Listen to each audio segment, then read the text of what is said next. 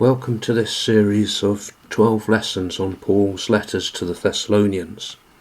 In this first lesson we shall be looking at an introduction to the letters and some background information about Paul's connection with the city of Thessalonica. William Neal, in his commentary on the letters, says, "On first reading, the Thessalonian letters appear to be a mixture of rather ordinary sentiments and very obscure apocalypticism.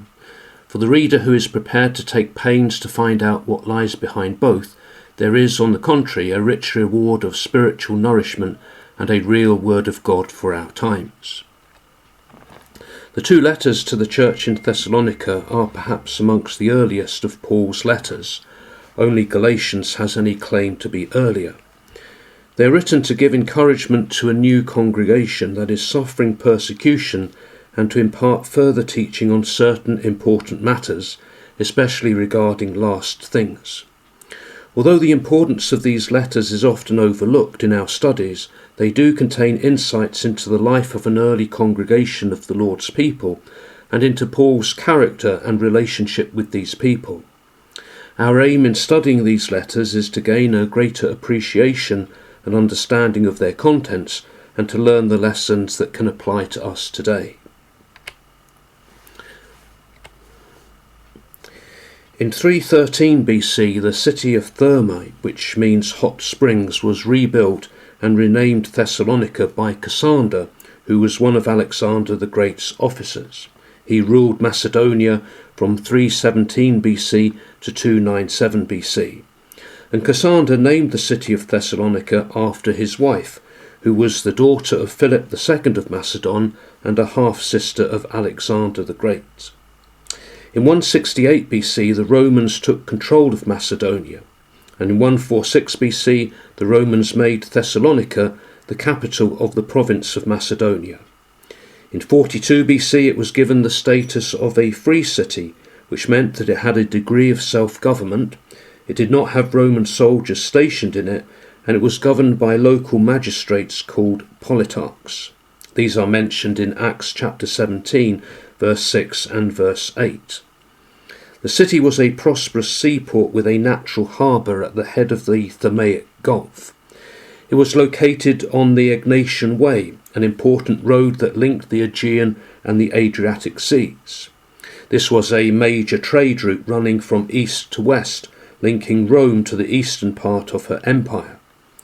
And so the strategic location of Thessalonica made it a wealthy city, with a population that was predominantly Greek, but also Roman, Jewish and Oriental. Today the city is known as Thessaloniki or Salonika, and it is the second most important city in Greece after Athens, has a population of over 1 million people. Paul's first visit to Thessalonica took place on his second missionary journey, which is dated around 50 AD. The second missionary journey brought Paul and his travelling companions into Europe for the first time.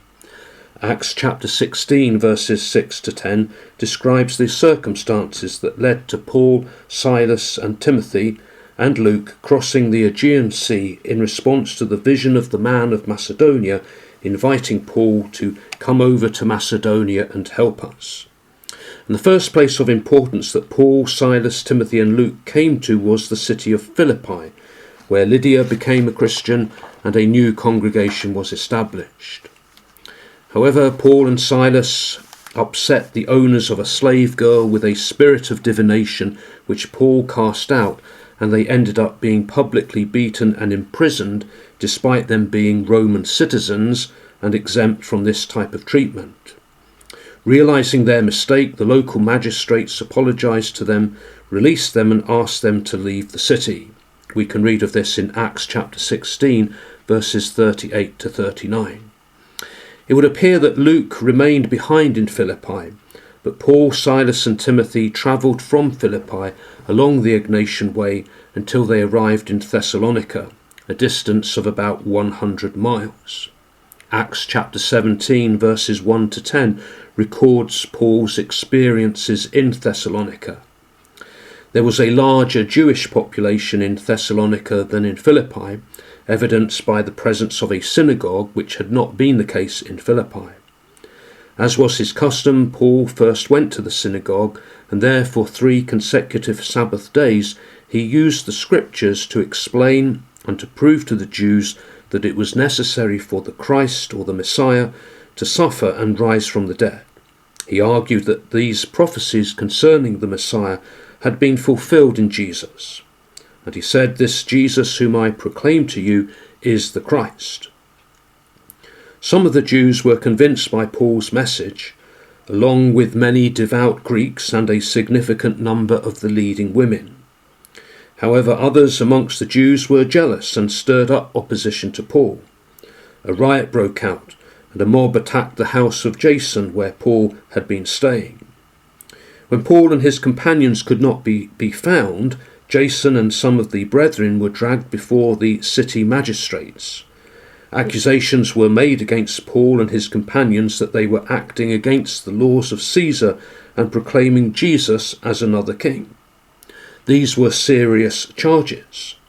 They disturbed the authorities, and Jason and the other brethren had to pay security or bail, guaranteeing that Paul and his companions would leave the city. Paul and Silas left immediately by night and went on to the town of Berea.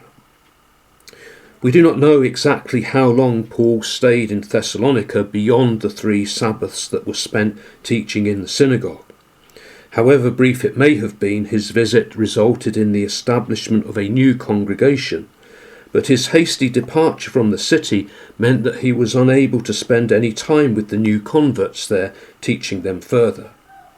When opposition arose against Paul in Berea, which came from the Jews of Thessalonica, he then had to leave there and travel on to Athens, accompanied by some of the brethren from Berea. Acts chapter 17, verses 14 and 15 records this for us.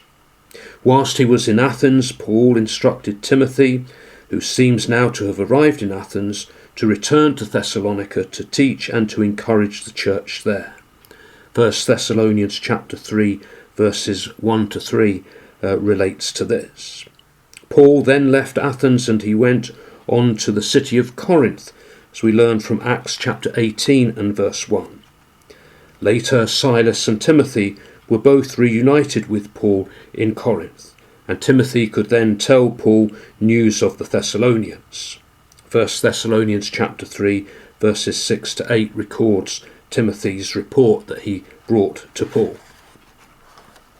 Paul's connection with Thessalonica did not end when he had to leave the city in a hurry.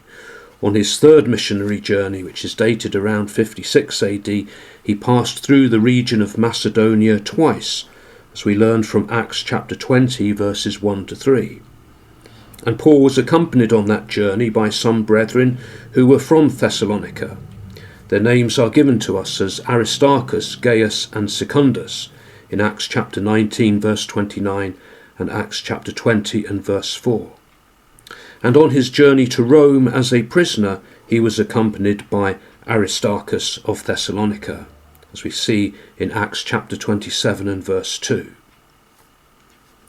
If we consider now the letters themselves and consider the first letter of Paul to the Thessalonians, and look at the date and the place of writing, that although there is nothing in the letter itself to say where it was written, it seems likely from the account in Acts of Paul's movements after leaving Thessalonica and the work of Silas and Timothy that the letter was written from Corinth.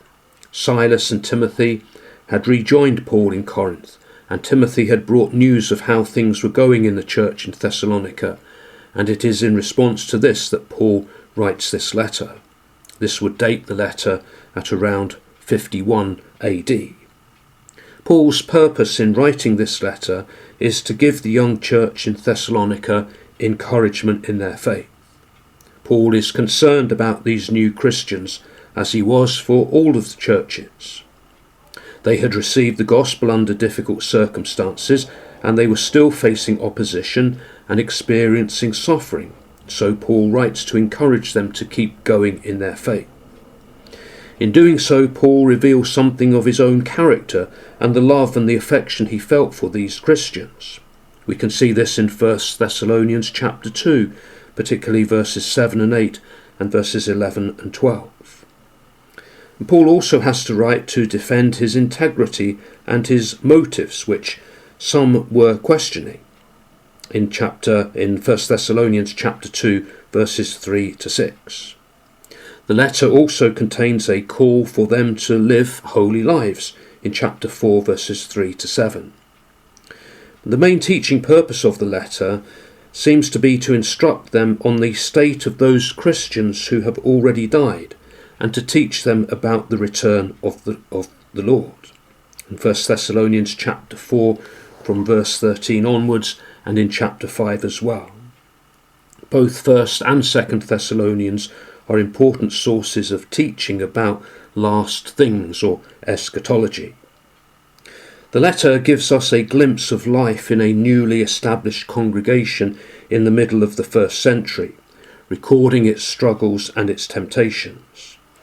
But although the letter was written a long time ago, it still provides us with many practical lessons for our own situation today. Moving on to look at the second letter to the Thessalonians then, and to consider the date and the place of writing.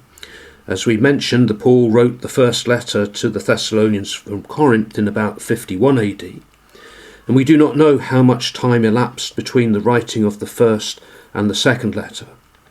2 Thessalonians may have been written very soon after the first letter, and also sent from Corinth. Paul spent more than 18 months in Corinth, and so there was plenty of time for him to write the two letters from there. And the second letter is Paul's response to the ongoing situation in Thessalonica. There are similarities between the two letters, although the second letter is shorter than the first. But Paul had received encouraging news about the Thessalonians' faith and their love and their steadfastness in the face of persecution, for which he expresses his thanks in 2 Thessalonians chapter 1, verses 3 and 4. But Paul also had some concerns about the situation there. His main purpose in writing this second letter is to clear up any misunderstandings the Thessalonians still have concerning the return of the Lord. The Thessalonians have been disturbed by a letter claiming to be from Paul that says that the day of the Lord has already come. This is in chapter 2, verse 2. Some of the Thessalonians had given up work in anticipation of the Lord's return, so Paul has to write to rebuke them and to tell them to get back to work in chapter 3, verse 6 and in verses 11 and 12. Furthermore, the church is still suffering affliction, as we see from chapter 1, verses 5 and 6, and so there is a need to give them reassurance.